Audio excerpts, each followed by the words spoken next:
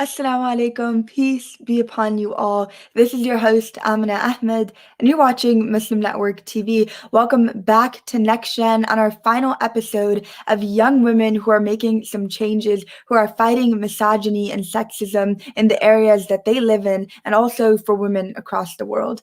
We're there on Galaxy 19 satellite, MuslimNetwork.tv, Amazon Fire TV, Roku, and soon on Apple TV as well. Now, today we have a young woman with us who's 16 years old and who's already facing that misogyny and who's fighting it back in her church, in her own community, and who hopes to do it on a national level as she gets older. We have with us Ava Merginian.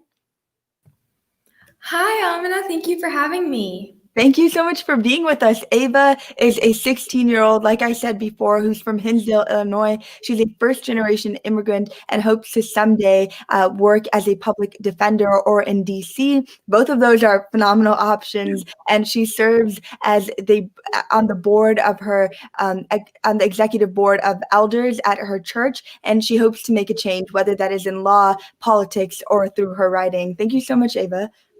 Thank you.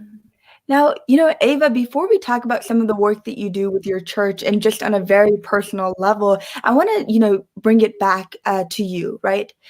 What is some of the experiences that you've had to go through as a woman? You said you're a first generation immigrant as well. So tell us about those experiences. Yeah, so as a woman, it's sometimes, I'm sure as you know, very, it's subtle sometimes too. I play soccer, so a lot of the times I'll be, whether it's on the pitch or off the pitch, or on Sundays I play with my dad, and it's like, we call it old man group because it's a bunch of him and his male friends, and they all play together. And I'm usually the only girl if I go play with them. And it's a lot of the little things where it's just like, oh, and so sometimes it'll be like, I'll make a good pass or I'll have a good game.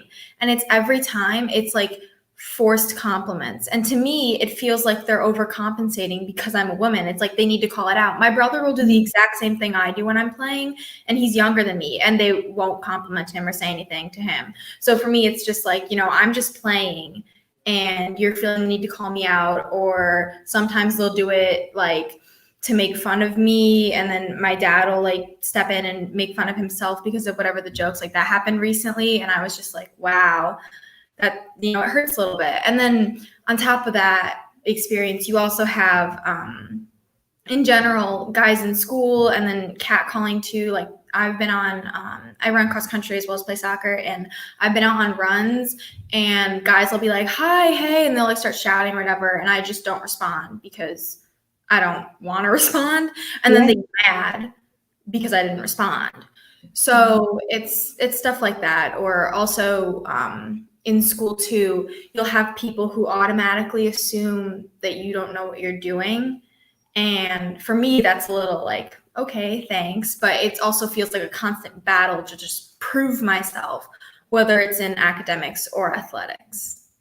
Wow, I think that's so powerful that it's a battle, right? That women, it's either they overcompensate or it's nothing at all. There needs to be that just treat us like we're normal, right? You don't need to overcompensate. So Ava, you talked about some of your experiences in school and outside of it, but do you feel like most of it happens at school, most of that discrimination that you spoke of?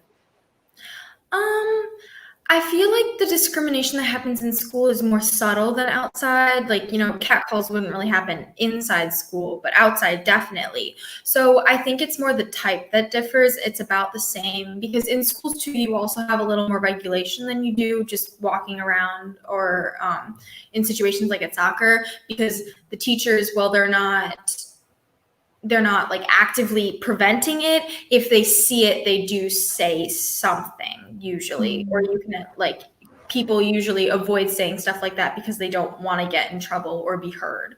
Whereas outside, it's like they don't care anymore. Yeah. But have you ever had to like call out male friends or male classmates for some of this stuff, or has that never happened? Yeah, usually they don't know what they're doing. It's like they'll say something and then you're like, hey, like, no, that's not really an okay thing to be saying, which I honestly think is part of the problem. Yeah.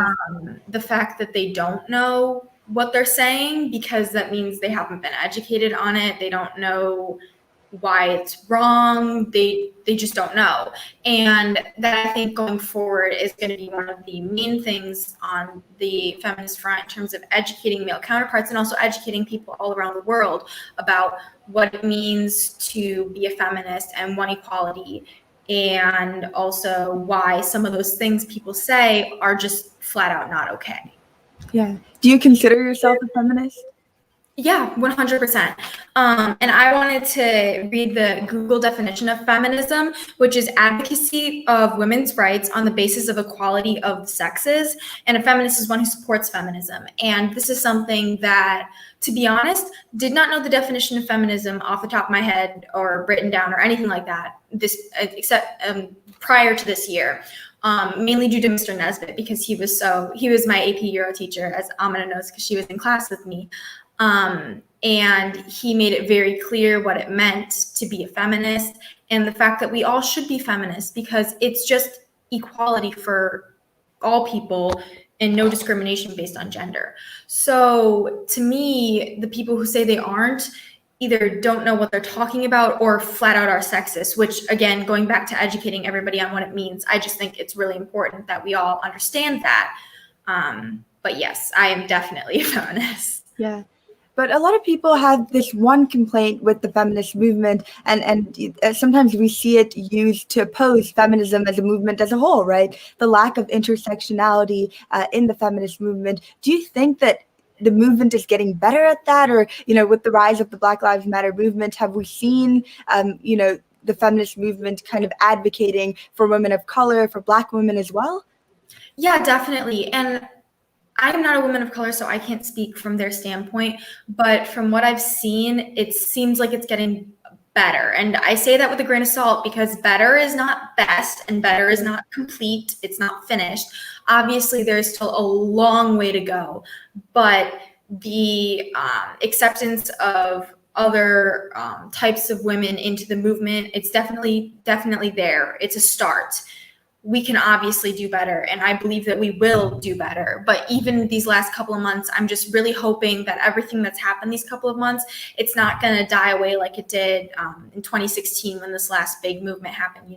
I just really hope with all my heart that it stays, and that we're able to continue to bring power to those movements, whether it be feminism or Black Lives Matter, just to raise awareness and continue to understand the struggles of people, or try to, and to help them and to make it better as a society. Yeah. And you're right, better isn't best, right? Even though we're progressing, we're just not there yet. So as an ally yourself to women of color, to Black women, what do you think that the movement is doing, and where is it lacking, right? Where can it improve? Because I'm sure there's room for improvement. Yeah, so I recently have delved into this a lot more than I would have in the past. And part of it's because I'm old enough to understand it now, but also I've just taken the time to try and educate myself, which I think is the first step, is really educate yourself and understand. Because a lot of it stems, a lot of anything, whether it's discrimination or whatever, stems from not knowing and not understanding. So if you can really try and put yourself in someone else's shoes. I think we're having some technical difficulties right now. Can we just put up the banner? Yeah.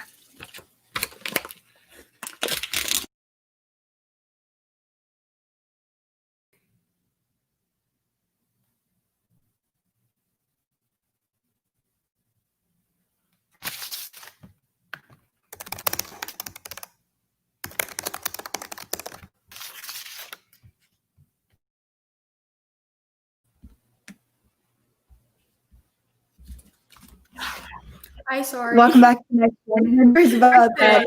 Thank you.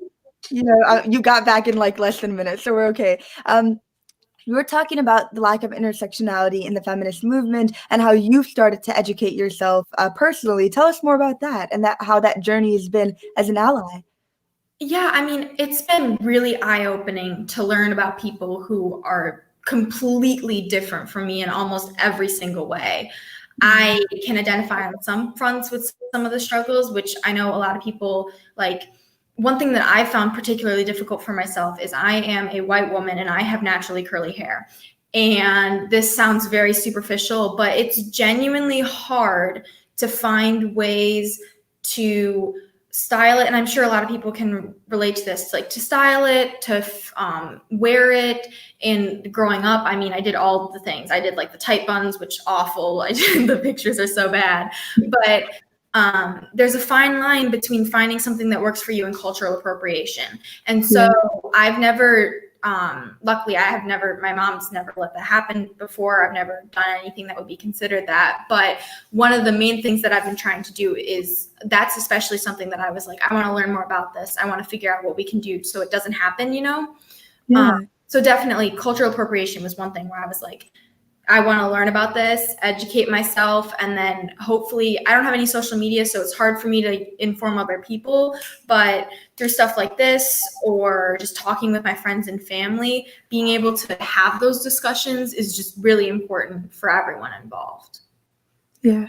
You spoke about how, it's hard to style your hair and things, just that conversation. I wanted to bring in beauty standards that we have set for women. I remember I was on Twitter like a couple of days ago, and this girl was being dragged for having no makeup on. And it was just crazy that, we constantly try to say that, oh, women should be more natural, but then when they do, we drag them for it. So let's talk about, beauty standards and how these expectations are kind of just ruining the self-esteem of so many.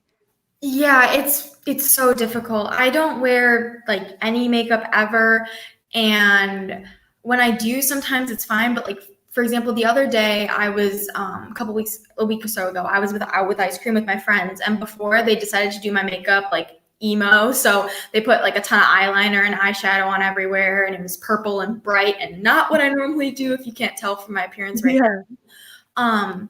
But I was like, this is cool. I'll try it, confident. And then after Over Ice, we ended up getting like followed and catcalled by a bunch of like fifth graders.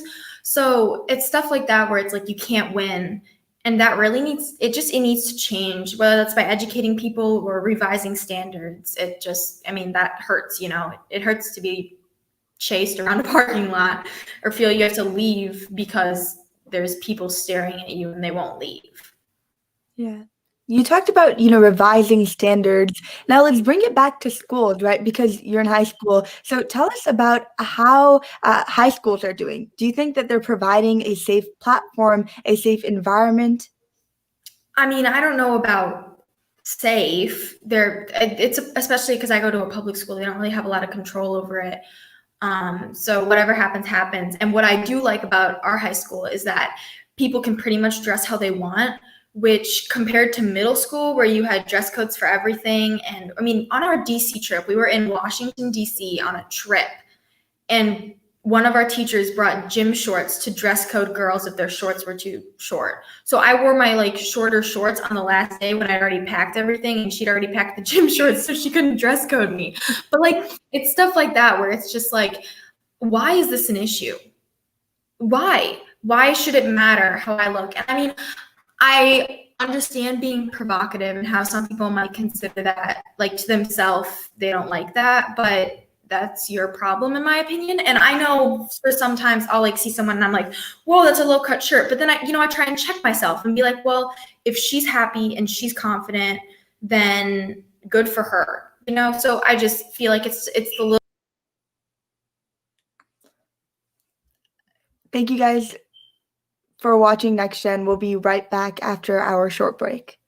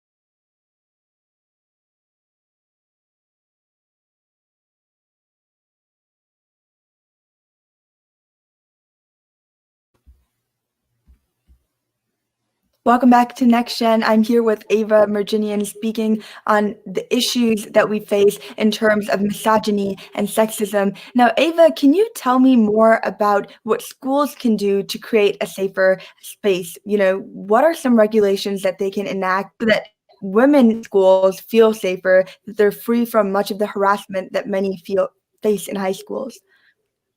I think the first step to that, because if you just implement a bunch of regulations without explaining why or without researching, then it's just going to be chaos. So I feel like the first step is going to be to educate. We have social emotional learning at my school, which is what I think we're going to end up doing instead of doing physical activity this next year because of COVID-19 and the pandemic. But even just something as simple as adding in an aspect where you're learning about feminism, or you're learning about like people of color and the Black Lives Matter movement, stuff like that, where you implement it into schools and, this sounds bad, but force people to learn about it. Basically, even if they don't pay attention, there's going to be some people that hear, and just that little bit of academic interaction and experience, I think, is the first step to go a long way, because you have to start with the younger kids. We've seen time and time again that older generations are not always willing to listen or willing to change their beliefs, which good for them, but we're going to be in charge soon. So we need to make sure that we're educating the people younger than us, educating our peers, and trying to do our best to really make a difference and a change. And that first step is education. Yeah.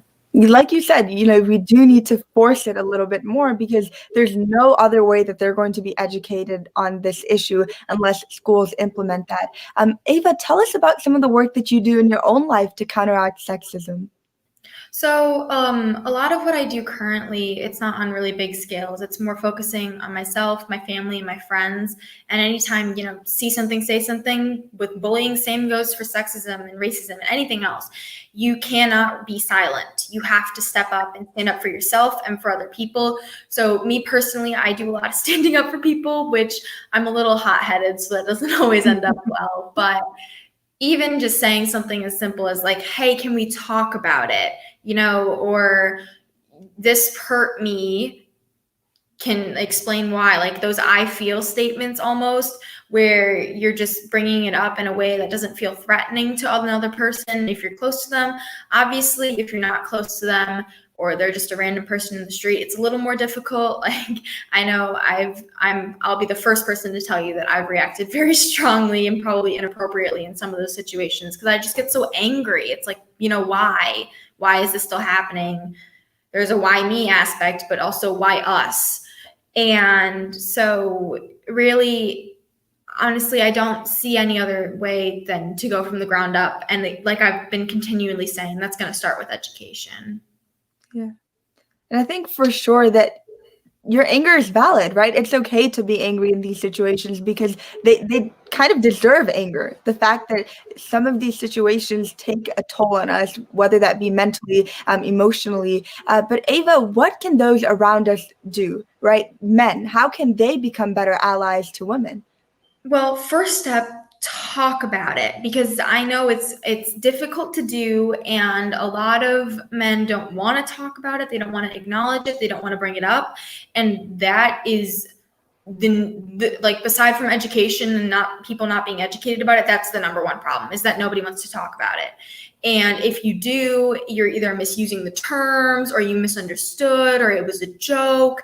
And it's a lot of the same stuff or similar stuff that applies to racism, where people just kind of brush it off, or mental health, they brush it off, throw it on, like toss it under the rug. It doesn't matter. So to be a good ally, you need to be willing to talk about it, to discuss it, and to stand up if you see it happening. So if you see another man who's harassing a woman, stand up for her. She's going to appreciate it.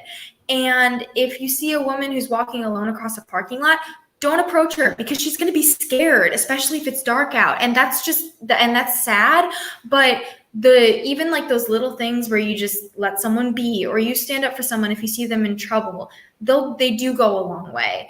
And first and foremost, educating yourself and being willing and able to talk about it are extremely important. And I mean, I don't know the number of conversations. I've had a couple with my family, and I have a couple friends where it's like I'm able to talk about it. And it's so nice to have a genuine conversation about it and to know that there are people who do support you and who are trying to understand what you're going through and to help you. Yeah. But what can we do, to create a world that's more safer? You spoke about what men can do, which is educate themselves, stand up for women, but just even women, right? And all of us as a community, what are some steps we can take to create a safer world for women? Well, I think that's a long run Yeah. goal, because I mean, you've seen how long have humans been around and how long has sexism been around? It's been a while. And like with systemic racism, sexism is kind of systemic as well. And it's going to be hard to overcome that and to move forward. I do think, again, I know I sound like a broken record, but it starts with education and educating everyone. But also through that education, by helping women, we can educate ourselves and then put our education to good use, whether that's helping women in countries who don't have the same rights that we do. Like in the US, I know I'm fortunate. First of all, I'm white, so obviously that just gives me a ton of privilege that I didn't ask for, but I have it now. And I should be using that to help people, whether it's women of color or women in other countries that don't have the same rights that I do. And especially because I'm a US citizen, that's another thing. I have something that not a lot of people do, and it's a privilege. So taking your privilege and using it well and not abusing it, which part of knowing what is using it well and what's abusing it comes with education. So really educating and then moving forward, do what you can, whether it's you make a blog or you're talking to your family. Maybe you make it a dinner table discussion or a lunch table discussion with your friends, or you say, hey, I really, really, really want to talk about this. Will you please sit down and discuss it with me? Or ask your teachers and maybe start a club, stuff like that, where it's like it seems little, but once you get going, you can do really great things. And in the future, you're probably going to be in a position where you can cause change. And I know I felt really helpless recently, especially with everything going on with COVID and just being stuck at home, where I'm like, I really feel like I can't do anything. And that's part of why, like, within these past couple of months, I finally have decided what I want to do. And part of that is going to public service. And also, I really want to work in some capacity in the government because I want to be able to create huge change, which obviously I know is not sometimes not realistic, but I'm planning on trying to get there, and trying to get there means now doing what I can, like small things. Even though it's small, you're still making a difference in the lives of people around you and in your own life, because you're going to feel so much better once you say what you need to say. And you're going to find out who your real friends are too, because they're going to be the people who are like, sure, I'll discuss it. Or they'll also be the people who say, I'm not comfortable or not mentally able to discuss it right now. That's fine. Then you can come back to it later or not at all. But having people that are willing and able to discuss it with you, those are the people that are going to be like, they're with you forever, and have those discussions, and educate yourself and other people. Yeah, Ava, you said that these little things that we take, those small steps, add up to something bigger. And I think we saw that with the Me Too movement, where one woman sharing her story made so many other women also come out, and it was a step of bravery for sure. But Ava, what is your final message to young women who may be in that same circumstance, those uncomfortable situations you spoke of? What is your message to them they may be feeling, vulnerable and left out? What do you say to them? Well, firstly, I want to say that the situation that you're in, that we're all in similar situations, it's not something that we should be used to. And the fact that it is it's terrible. But that's just the fact of the world right now. And what we're working to do is to change that. So first steps, obviously, is tell yourself you can. When you start getting into I can't, I'm just 16 or 12 or 17 or 20 or however old you are, wherever you're from, you get sad, you get depressed, you start feeling kind of worthless. I was there, and it was not a good place for me. And then I started thinking about all the things I can do, and it's a lot. once you like write them all down and add them all up, even if they're little, they're a lot. And it's, I mean, like the saying goes where like one thing, you know, you can change someone's life by one word or one look or one whatever it is during the day, a compliment, hello. You can do the same thing by saying, let's have this discussion, or go to your school board and say, I want to add this to the curriculum. Do your research, try and figure something out where you can make a difference, whether it's in your household, with your siblings, with your friends, in your school, or in your town. And it doesn't even have to be that big. Like I said, it can just be something small within your friend group or your household. And you are making a difference, whether it's giant global or not. And you can create change, and you'll get there. You just got to keep believing in yourself, and you have to keep telling yourself that you can. Ava, that was honestly the motivation I feel like I needed.